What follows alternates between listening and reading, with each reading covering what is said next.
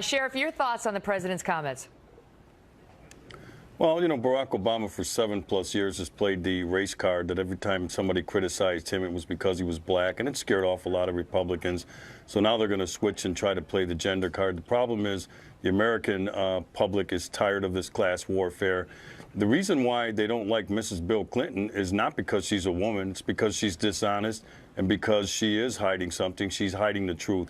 She tries to play herself off as a victim, like she's Little Red Riding Hood, but she's more like the big bad wolf. As soon as you turn your back on you, she'll bite you. Now look, this is politics. It's a contact sport. It's not for the faint of heart. My response to what President Obama said is, if she can't stand the heat, she should get out of the kitchen. Julie?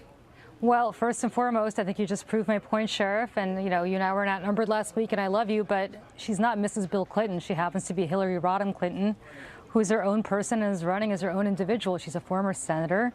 She's a Secretary of State. She's not Mrs. Bill Clinton, and I think you just encapsulated exactly why a lot of women think that it's not my job to give you her bio. It's not her bio, but it's also not your job to assume that she's just the little woman who's married to She has run with that name for a long time. Well, she's run for that name because she happens to be married to the former president, but she's certainly not Mrs. Bill Clinton. She should embrace it. Well, no, she shouldn't embrace it. She should embrace the fact that she's a very accomplished lawyer in her own right, a very accomplished woman in her own right. Let me ask you this, Julie, let me ask you this. Do you think there's something to the notion that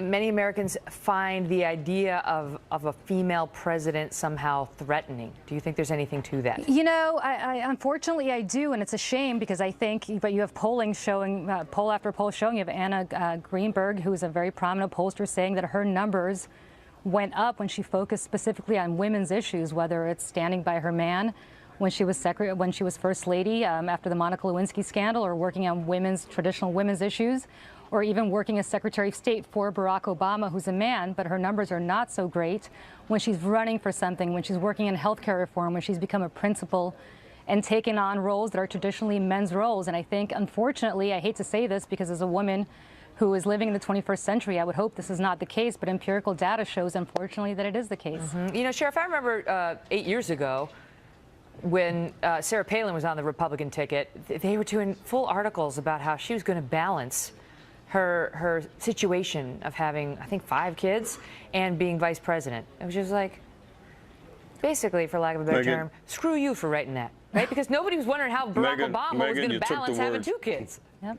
So it's, I mean, Megan, you took the words out of my mouth. Go ahead. When you mentioned Sarah Palin, because the way the Democrats treated Sarah Palin was nothing short of shameful. Also, the way they treated Condoleezza Rice when she was the Secretary of State, they did the same thing. So all of a sudden, when it's one of those women who gets close to the White House, then it's okay to trash them. But when it's one of their women, then they try to play the victim card. America's tired of that stuff right now. She should stand on her own 2 feet. Take the heat. Look, this is for the presidency of the United States. Nobody's going to feel sorry for her. Right. Nobody's going to back down. I'm glad Donald Trump's not handling her with kid gloves.